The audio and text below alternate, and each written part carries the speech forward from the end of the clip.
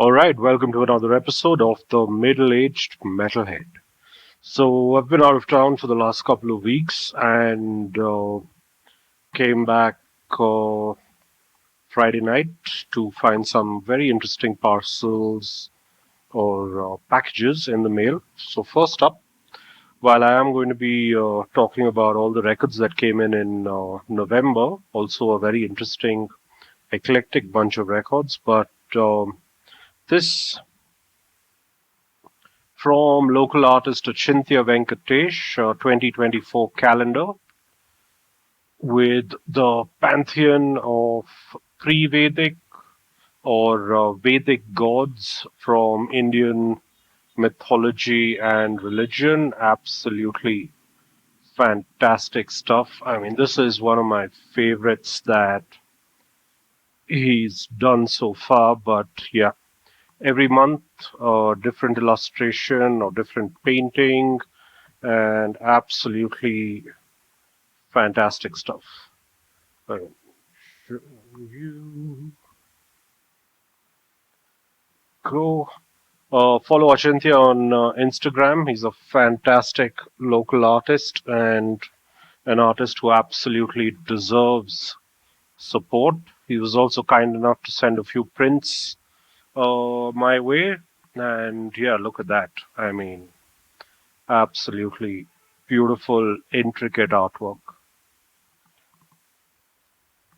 Then, apart from that, November started off visiting an antique store for the first time, thanks to my wife. And generally, when I'm at an antique store, I ask them if they have any records.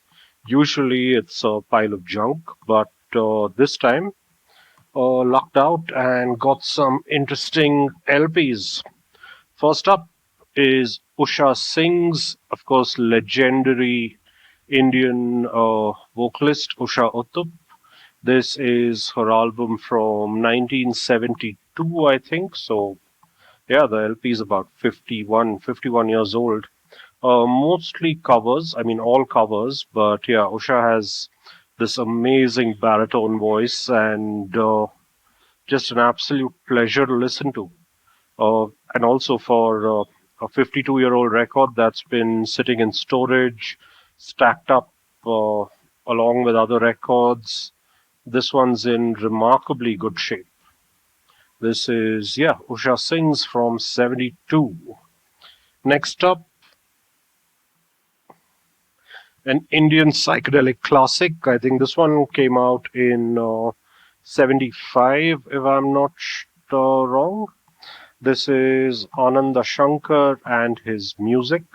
Of course, the debut Ananda Shankar album, his self-titled album with the yellow cover and the sitar on it, is of course very popular. But I've always thought that it was also a little gimmicky, right? It was essentially sitar covers of popular Western rock hits and things like that. I mean, but this one is where Shankar really came to the fore with his compositional skill and also his sitar playing skills. Absolutely superb album. Streets of Calcutta is a bona fide Indian psychedelic classic. So if you've never heard Ananda Shankar and you like psych rock, psychedelic funk, or just plain psychedelia, this is an essential album. Next, another one by Ananda Shankar. I think this was 1981, if I'm not wrong. Uh, this is Sarega Machan. Machan, of course, is the little, what would you call it, elevated whatever that you would put in a jungle while you were waiting for the animals to come by. But yeah, this whole album is concept based on the forest. So you've got the romantic rhino, you've got the charging tiger. It's ambient, it's psychedelic, it's I think it's got found sounds on it as well, and kind of reminds me of Floyd's Uma Guma for no particular reason. But yeah, another absolute psychedelic classic from Ananda Shankar. He was also the debut of Ravi Shankar, but yeah, built his own place in Indian music. Next up, uh, Thin Lizzy, Black Rose, maybe their last truly great album. This was, of course, with Gary Moore and Scott Gorham on guitars. And this is an Indian pressing on Vertigo. And most surprising, of course, is that as you go, Vertigo, and there you go, the famous Vertigo swirl. Again, the LP itself is in really good shape. This came out when 79, I guess. But yeah, maybe not my favorite Thin Lizzy, but yeah, it's got some killer songs on it. S&M, the lyrics haven't aged particularly well, but it does have a killer solo. And the title song is fantastic. And there are a bunch of other really good songs on this.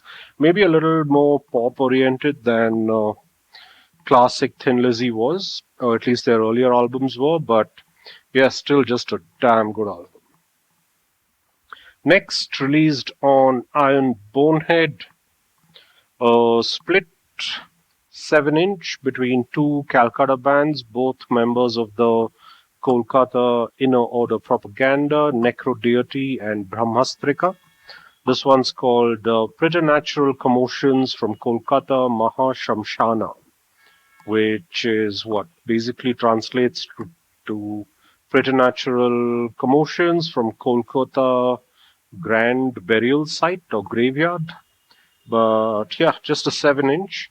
Very nicely done. Gatefold with picks for both bands.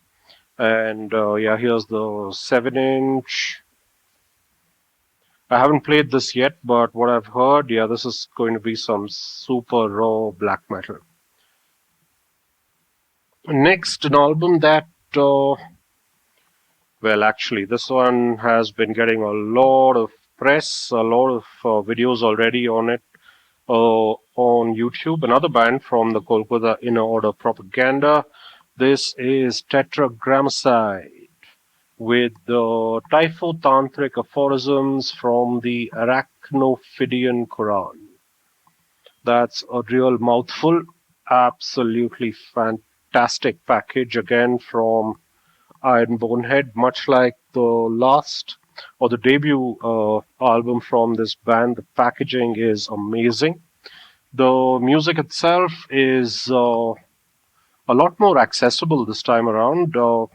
Black and death metal, maybe you could put it in the war metal category, but yeah, compared to their earlier EP, Typhonian Wormholes, whatever, which was kind of blackened noise grind, and then the album Incinerators of Moral Matrix, which was still dabbling in noise, but had some killer riffs. This one's, yeah, a lot more, I would say, in the traditional blackened death metal space.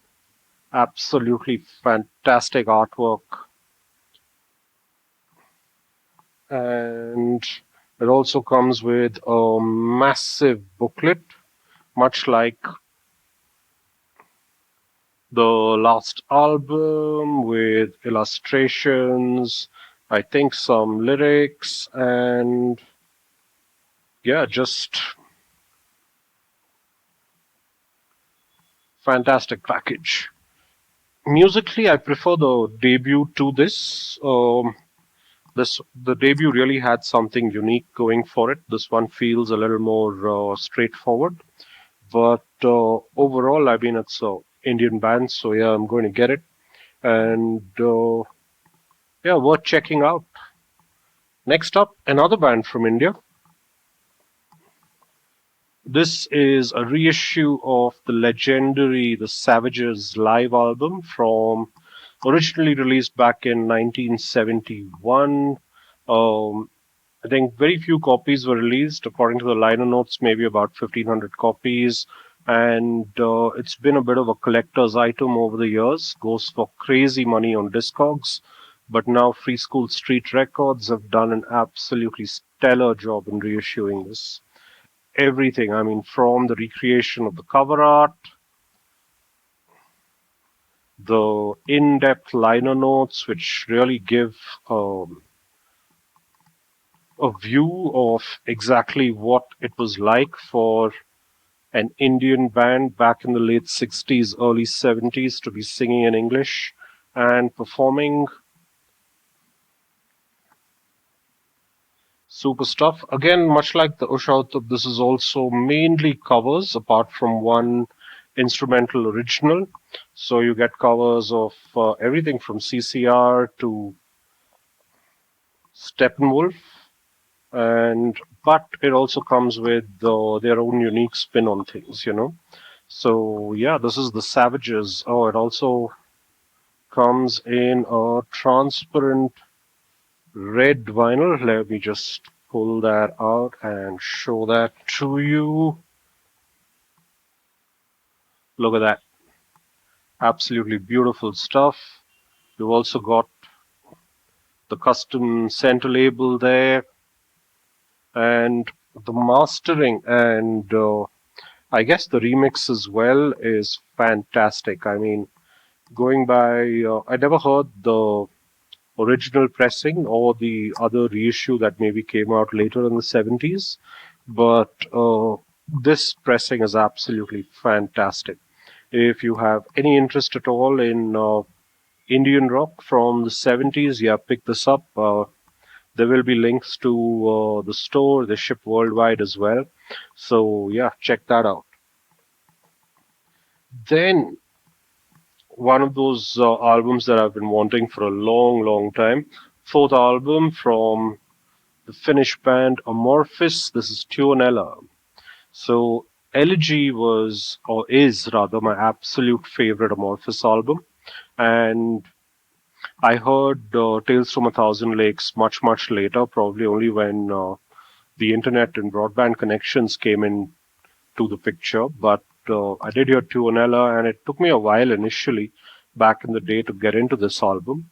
I think largely because the vocals were very 90s grungy alt rock kind of thing. But yeah, really, really good album. They were letting loose, well, not fully letting loose yet, but they were venturing into a much more hard rock, prog rock direction. Some killer solos on this, great vocal hooks, and overall, this album, I mean, it sounds great. No two ways about it. Then, an album that I've been wanting for a long, long time. It's been on my bucket list for ages. Finally picked it. One of the greatest death metal albums of all time. This is Incantation, Onward to Golgotha. Thankfully, Relapse did a reissue of it this year, 2023 reissue. And for once, I wasn't late to the party. And I think copies are still available on the Relapse store for anyone who wants to get this, but absolute classic album. And that's pretty much all the records that came in November. So yeah, that's it for me. Hopefully, I'll have a few more videos coming out in the next few days. I've been working on one on Amorphis and then another one on the best debut death metal albums for 2023 because it's getting to that time of the year when there are going to be a whole lot of lists, and I've got a few lists of my own. So yeah, cheers, stay safe. Drop me a comment, like the video if you liked it, or subscribe to the channel if you haven't, and stay metal. Cheers.